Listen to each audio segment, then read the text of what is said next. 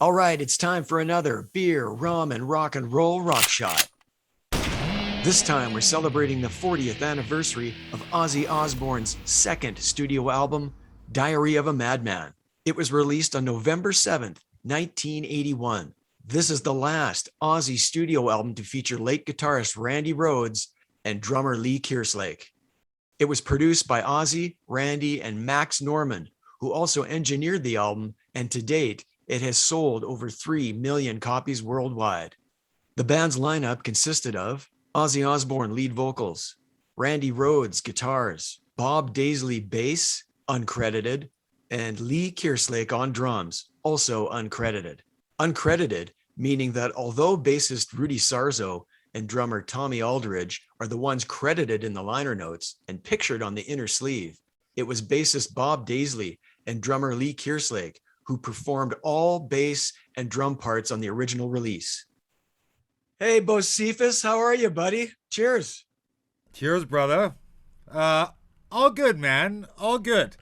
I'm just going to set this down so I don't spill all over my console here, but it's always a little weird when I got drinks here because I usually don't, but I make an exception for you, Randy. I make an exception for you. Okay, man, let's talk about this album. Let's talk about Diary of a Madman.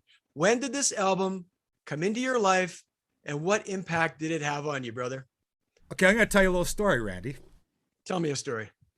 I was aware of Randy Rhoads, obviously, with Blizzard, and as one teenager would do, they go to the record store. So I go to McLeod Mall. This is where I go. And they got a little record store in there, and I get Diary of a Madman, and they got the cardboard cutout from the record. It's like, life-size Ozzy. And I'm begging. And I'm fucking pleading. And I'm saying, I need that. Can I take it home? And most people that work at record stores, at least in McLeod Mall there, couldn't give a shit about Ozzy. So they let me walk out with this thing.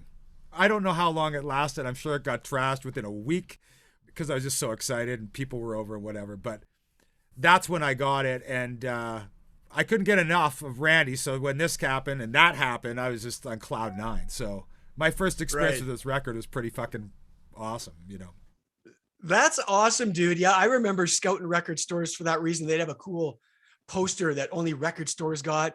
Sometimes they did care. You had to get there quick because sorry, this is taken. They'd write somebody's name on the back or whatever, right? Nice score. That's fantastic, dude. That's wicked. It was just Ozzy standing there. You're right from the album cover, I didn't have his kid in the background or anything. It was just the cutout.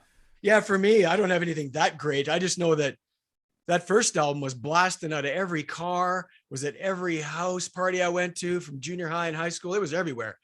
So anybody that was into that, myself included, couldn't wait to see what Ozzy and Randy were going to come up with next. Like, how do you follow that, right? And I love this fucking record. I bought it when it came out. They did not disappoint. I wore it right the fuck out, and gun to my head, if I had to choose, I would take it over Blizzard of Oz. The songwriting's on another level, and there's more creativity going around. There's no no-bone movies on this one. You know what I'm saying? Right. It's at a higher level. That's all I'm saying. Obviously, there's growth in musicianship, especially with Randy. I felt like when I saw that cutout, let's go back to the cutout just for a second. When I saw that, or saw the album cover, let's just get to that, right? This was just even scarier on another level and another kind of connection to Ozzy that just felt so right and so good. And musically, back to your point about if I had to choose which record, musically it's way better. And Randy shreds more, and it's just more interesting, all that. But man, it's so hard I know to not forget what came before and how monumental that was. And this album wasn't monumental, it was better. But that first record was monumental. Oh man, that's a fight that is going to go down for the ages. The only two with Randy on it, fuck, they're both amazing. So forget it. Right. I was just going to say, we don't have to make this choice. Who cares, right? True. We don't have to make this choice. True, but it comes up in conversation, though. It does. And if somebody go, yeah, I love that record better. I love this record. It does. It's just there. That's what we do. You mentioned the album cover. I don't know if this is me now talking. It's hard to tell. Yeah, I always thought it was a bit cheesy. I know the effects and makeup weren't at the standard they are today, but I thought it was a bit cheeseball. But I think that's the character of Ozzy. You see him at shows, he is that. And it's almost like Mr. Crowley on, some sort of acid trip that's gone awry and maybe some mushrooms in there. The makeup is the problem, right? Yeah, it is. But the sick, twisted dude with the kid in the back is okay. And the title of it is so bang on. Well, you know where they got that, right? No. That was from a 1963 Vincent Price movie of the same name, Diary of a Madman. Okay. Yeah, that's where they got it. Perfect. It's trivia time. Okay, good. I got some trivia for this show later. And you mentioned the kid in the back is Ozzy's son, Louis. Yeah. Okay, dude, let's go through these tracks. Let's blast through these. There's only 8 of them. They're all written by Ozzy, Randy, Bob Daisley, and Lee Kerslake, except 2, and we'll get to that later. Running time, just over 43 minutes, and you know how I love that. It's 43 in and out, like it should be. All killer, no filler, right? That's how we do it. Okay, man, track number 1, Over the Mountain, one of 2 singles released. What'd you think of that one, man? What'd you think of that opening track? What can I say? It's a ripping rock fest of an awesome intro, and it's a quick up-tempo rocker with Randy really showing that he's got command of his instrument, and Ozzy sounds fucking great. Like, yeah, bar fucking none. He is in his element on this whole record, and come out of the gate with Over the Mountain. It's a great track. It sings great. It sounds great. Awesome. What do you want? Exactly. I mean, when you know the album like we do, that is the opening track. That's the track that should be the opener. It's fantastic. Right. And you mentioned the intro. I love what Lee Kerslake does with that drum fill right off the top. It's fantastic, right? He kills it. Lee Kerslake kills it on this song. The drums sound great on this record. That's a huge improvement from Blizzard. Better sonically. It just, everything sounded better. And that's a big part of it. I mean, that's a thundering drummer hitting up some Ozzy tracks. I mean, it's good. Oh, it is, man. I agree 100%. And that riff is badass. And I mean, we can just say this. The solo is awesome, and it's awesome on every fucking song. I get it. And he solos on the outro. I mean, he's unbelievable. And what I like, and a lot of these songs have this, there's really cool parts to the song. It's not super straightforward, right? There's tempo changes in it. True. And it's just really cool. True. Something I want to mention too, Beau, is Bob Daisley's lyrics. So he wrote most, if not all, the lyrics on this album. He's written a ton of Ozzy lyrics, as anybody who's into Ozzy knows. I mean, I'll give you an example. Don't need no astrology. It's inside of you and me. You don't need a ticket to fly with me. I'm free. I'm free, baby. I mean, exactly. I mean, he's a great lyricist, and this just shows it right off the top. It's a killer track. It's a great way to start the album, period. They've done good here. Yeah. Yes, they have. Okay, man, here we go now. Single number 2, Flying High Again. What do you think of that one? This was the song that hit me the most first hearing the record outside of the title track. I think I was, well into marijuana by this point. And, I got into it pretty young, and this was almost like a theme song, It's so buried in there. It's like it connected so well. And that, the delay with Ozzy singing and just the spatialness about it and singing about being high. Fuck, this was an anthem. This was an anthem for me, man. It really was. Yeah, it's fantastic. I think it might have been the first single, but yeah, it's one of the two anyway. That slow fucking, I call it sleazy, like a sleazy riff. Yeah. It's so cool. And Randy's guitar tone on this whole album, I mean, you're the guitar player, you can chime in on this, but it's got a really dingy, evil fucking tone to it, man. He does a lot of scraping, and it's got an evil tone that's just awesome throughout the whole thing. Well, as you know, with guitar players, a lot of it's in the hand. Clapton could pick up a shitty guitar and sound like Clapton. Randy would pick up a guitar and sound like Randy, and sure, the list goes on. Eddie, same thing. I knew it had even gotten better because I think that quality of production still at that time really didn't catch what sonically he was putting together. I mean, they record it and they mix it, and to me, some of it sounds thin. It just didn't have the upfront thing that I would have liked to have heard with Randy. But he does attack his instrument in a certain way, and it really did suit Ozzy. And it really started to suit Ozzy on this record, because there's so many songs on here that no one could play it but him. You're right. It suits Ozzy to a T, and that's really all you're looking for, right? That's it. And Ozzy is so big and larger than life and commanding on these records already. Like, to find that perfect marriage in first and second album, fuck. Yeah, lottery. Yeah. Now I'm getting sad now thinking about that, but let's move on. Okay, track number 3, You Can't Kill Rock and Roll. So this is one of them that's not all 4 guys. It's Ozzy, Randy, and Daisley wrote this one. It's the longest track in the album, clocking around 7 minutes. It's one of 2 more epic tracks. It's got that cool acoustic intro from Randy. It kind of feels like a ballad off the top.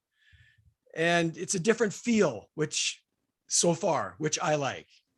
To me, it really set the stage, looking back, on where Ozzy would go with this kind of anthemic, kind of poppy rock. Like, I mean, the title, You Can't Kill Rock and Roll. It's pop rock, Ozzy style. It's certainly not my favorite on the record, but it does showcase, a direction that suited him, and he kind of owns, really. And I think most records have a track like this on it. And it gave, like you said, there's more movement and different twists and turns in the song. You got 7 minutes to kind of map that out. Right. It's got to go somewhere for 7 minutes. It's not just going to be, That's right. Oh no. Yeah, you're that. Right. It's a bit poppier, but it's got more power than your normal poppy ballad. You know what I mean? Of course not, but it's an Ozzy pop rock ballad that has a poppy rock lyric and a Right. It does kind of. Speaking of the lyrics, I want to point these ones out because I think it's cool. Yeah. Leave me alone. Don't want your promises no more. Because rock and roll is my religion and my love. Won't ever change. You may think it's strange. You can't kill rock and roll. It's here to stay. If you want to be cynical, that sounds cheesy, but I think it sounds cool because, man, that's my life right there.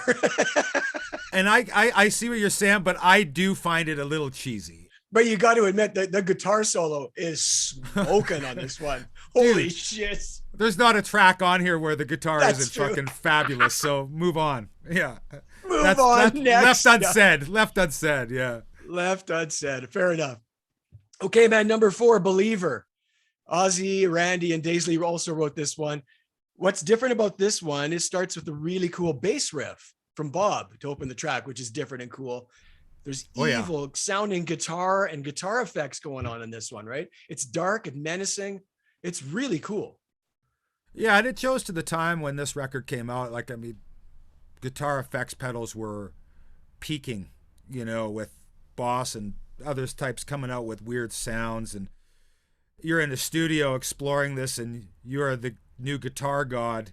You're looking at all these opportunities to explore, and Ozzy's a perfect battleground to do that with, especially with kind of dark, twisted little tunes like Believer, right? Where the tempo was a bit slowed again, and again, that bass, that thumping bass, and it's dark, and they kept it dark, and you got to be in the mood for it. Otherwise, you might be going, I'm not ready for that right now, at 9 a.m. or whatever it might be. Right? 9 a.m. on the way to work. Yeah. Yeah. It's funny you say that because I like every song on the album, but I like to do this. If I had to get rid of one, this is the one, even though I do like it. I agree. There's another one that's kind of close in there, but but I like the idea of it, and it does suit Ozzy, and it does fit the 8 that are on here, right? Okay, man, let's go to 5. The pins and needles prick the skin of little dolls. This one's called Little Dolls. Again, really, really cool drum fill opens this one. It's badass, right? Totally. But it's kind of poppy, which was surprising, the marriage there with this track, because whoever writes the melodies, and I think it's Ozzy, Is it not? Yes, Ozzy does a lot of the melodies. That's right. He doesn't write lyrics, but he writes melodies. Yes. Right. And I feel like this showcases his side that way too, where it's just really fucking catchy, you know? I agree, man. The riff is awesome. And again, there's a lot of elements to this one, man. There's again different elements. It slows right down halfway through, just before the chorus, if you remember. And an interesting solo from Randy. This isn't just like you said, shred fest. He does something different on this one. Cool as shit, right? He does. And it's just an interesting track on the record that if you're into sides, it's a good way to start side 2, you know, where I haven't heard anything like this yet. And again, growth and melody, structure, all that play paramount to their ability to write songs, you know, as a group collectively that fit and fit that mold. Okay, let's go to 6. Tonight, this would be what I would call the ballad on the album. It's a tasty change of pace. What do you think of this one?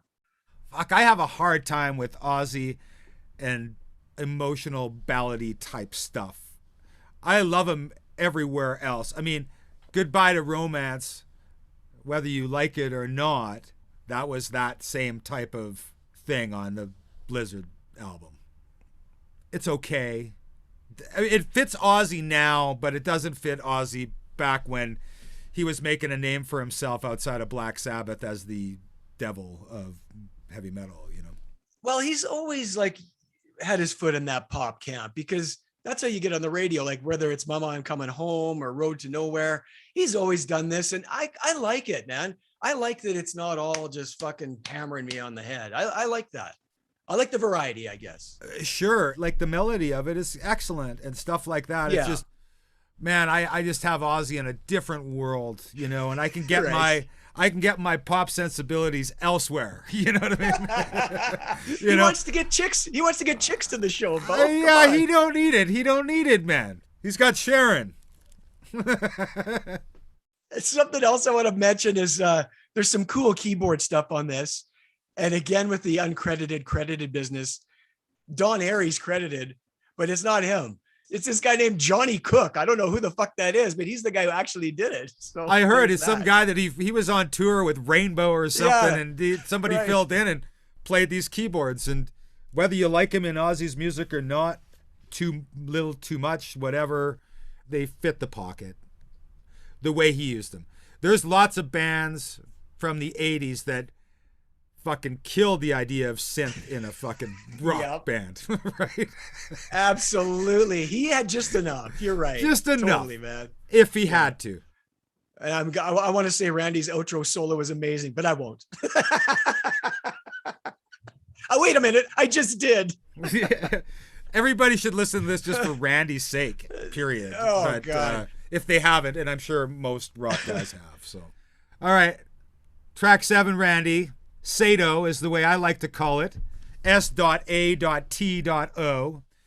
It's not Sato. Yeah, you can call it whatever. Tomato, tomato, Soto, Sato. All good. The understanding is that it's stands for Sharon Arden, which is Sharon Osbourne now, and Thelma Osbourne, Ozzy's first wife. And this is a track with the energy and that could have been that lead single for me. It doesn't start off that way, though, is the thing. True, but Right? it just got, man, I love this track. I really like this track. I do too, man. I do too. And his playing on this, Randy's playing, and just the whole song, the structure, all of it. I can't get enough. This is a cranker for me. Totally. Oh, dude, I agree. When I remember back in the day when you first hear it, you think, oh, is this going to be another slow, dirgy one? Oh no. Off it fucking goes, right? Again, Randy throws that pick drag, that squealy fucking pick drag, and it's on. Yeah, it's the fastest track on the album. I love it too, man. It's a fucking ripper. And there's nothing wrong with starting a record just kind of like, oh, what is this? Like Fast as a Shark or something, where you got the high D, high do, high da, shit, and then fucking boom, you get fucking hit over the head with it. And that's pretty fucking great, Sabbath did a lot of that, right? it would start off one way and then halfway through or whatever, quarter way through, it would just go off somewhere Well, else.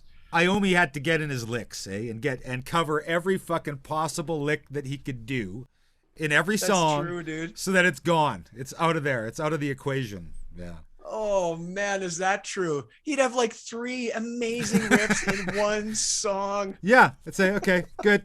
Move on. I'm getting this done before anybody man. else. Well, there's a rabbit hole we're going to avoid. Yeah, totally. Okay, man. Here's the epic. Number 8, Diary of a Madman. It's the epic, the title track. What a fucking closer. I mean, I like this as the closer. Me too. I really do. It's Mr. Crowley on a way different level. Again, kind of a connection there, where back to Blizzard, where it's one of these kind of dark, weird, twisted, heavy rock songs that just is so Ozzy. It's way more epic than anything on Blizzard. Maybe Revelation Mother Earth comes close, right? But man, it's got everything. It's got that acoustic off the top.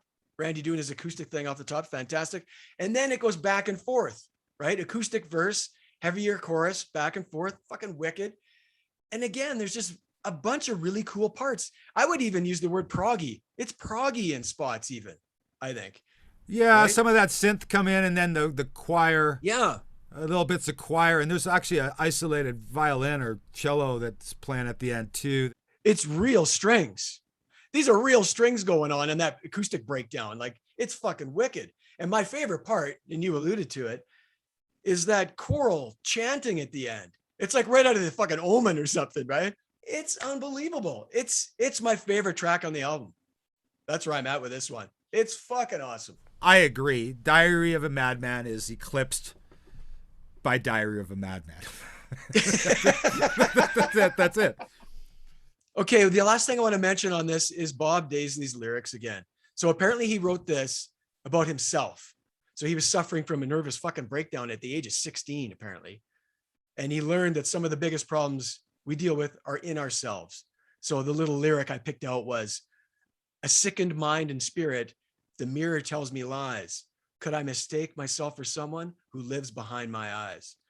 I mean, that's not your average fucking lyric. This isn't Chicks and Cars, and this isn't Rat. And I love Rat, but you know what I mean? This is a refreshing change of pace, even though Ozzy parties and all that stuff. This means something. There's meaning behind these lyrics and a song like this. Sure it does. But a lot of times when I listen to Ozzy, I'm really not focused on that. I'm just listening to how he's presenting the music that he creates. And it's and there's a lot of people like that too, that just, fucking couldn't give a shit about lyrics. I'm just saying there's more to this guy than meets the eye. That's all. You get the party stuff, and you get the darker stuff. That's all I'm saying. Okay, man, we both love this fucking album. That's clear. Let's wrap it up. What do you find? Any final thoughts on Diary of a Madman? I think my final thought is like you. I'm just bummed. This is the final chapter in that book of Ozzy and Randy. At least we got it, Randy.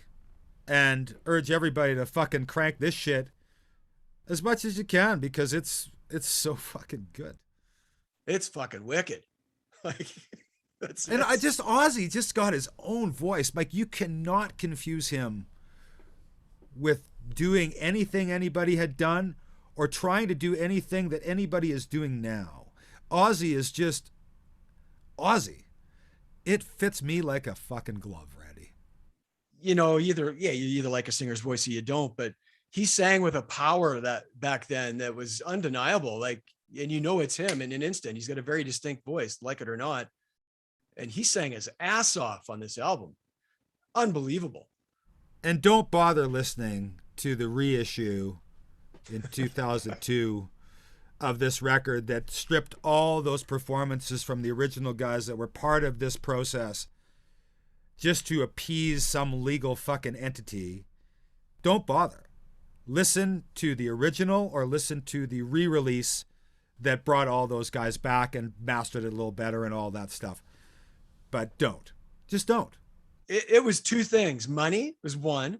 And the other one was those Lee Kerslake and Daisley sued Ozzy and Sharon. So this is a little fuck you from them. That's why they did this. Or they, her, whatever. It's just wrong. And you're right. avoid it at all Avoid fucking it. costs. If you Yeah, don't, if you see 2002 or whatever the year that was that came out, don't bother. Go find 2011. Right? Or the original. That's it. Yeah. Awesome, man. Okay, man. I guess that's it. That's all. Are we out of here? My drink is done. Ready for another? And I think I'm going to go spin this again right now just to remind me of how fucking great it is. I totally could, man. Okay, well, thanks for watching or listening. And don't forget, follow us on all the socials. Hit subscribe. And as always, keep rock alive, motherfuckers. We are out.